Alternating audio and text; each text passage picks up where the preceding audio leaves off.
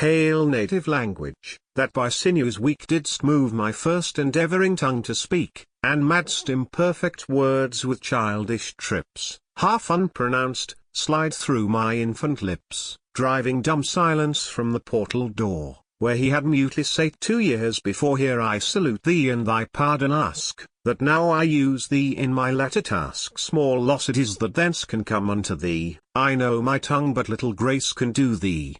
Thou needst not be ambitious to be first, believe me I have thither packed the worst, and, if it happen as I did forecast, the daintiest dishes shall be served up last. I pray thee then deny me not thy aid for this same small neglect that I have made, but haste thee straight to do me once a pleasure, and from thy wardrobe bring thy chiefest treasure, not those new-fangled toys, and stryming sleight which takes our late fantastics with delight, but cull those richest robes, and gayest attire which deepest spirits, and choicest wits desire. I have some naked thoughts that rove about and loudly knock to have their passage out, and weary of their place, do only stay till thou hast decked them in thy best array, that so they may without suspect or fears fly swiftly to this fair assembly's ears.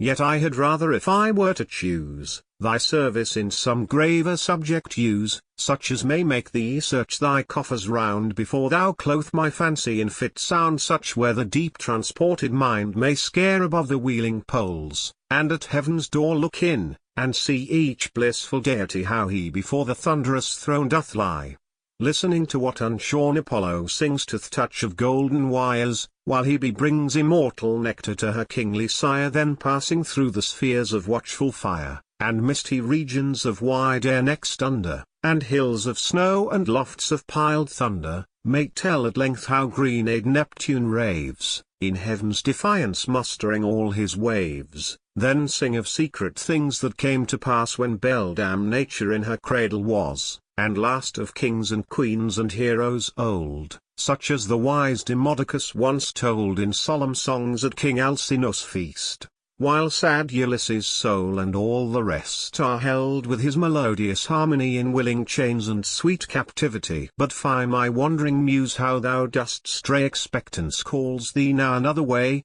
thou know'st it must he now thy only bent to keep in compass of thy predicament. Then quick about thy purposed business come, that to the next I may resign my room. Then Ens is represented as father of the predicaments his 10 sons, whereof the eldest stood for substance with his canons, which Ens thus speaking, explains: Good luck befriend thee, son, for at thy birth the fairy ladies dunked upon the hearth, thy drowsy nurse hath sworn she did them spy come tripping to the room where thou didst lie, and sweetly singing round about thy bed strew all their blessings on thy sleeping head.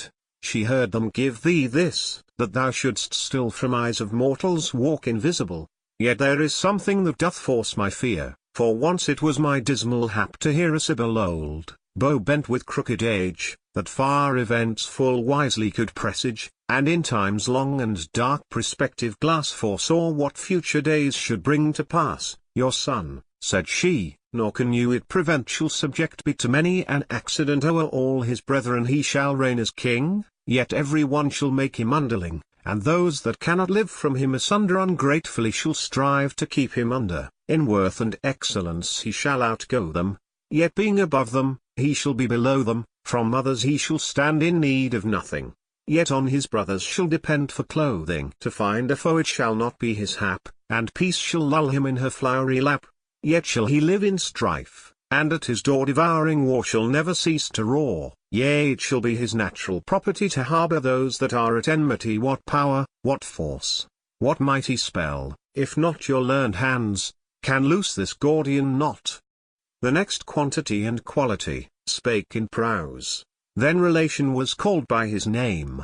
Rivers arise, whether thou be the son of utmost Tweed, or Ouse, or gulfy Dun, or Trent, who like some earth-born giant spreads his 30 arms along the indented meads, or sullen mole that runneth underneath, or Severn swift, guilty of maiden's death, or rocky Avon, or of Sedgley, or Coley Tyne, or Antient hallowed Dee, or humble Oud that keeps the Scythian's name, or Medway smooth, or royal toad tame,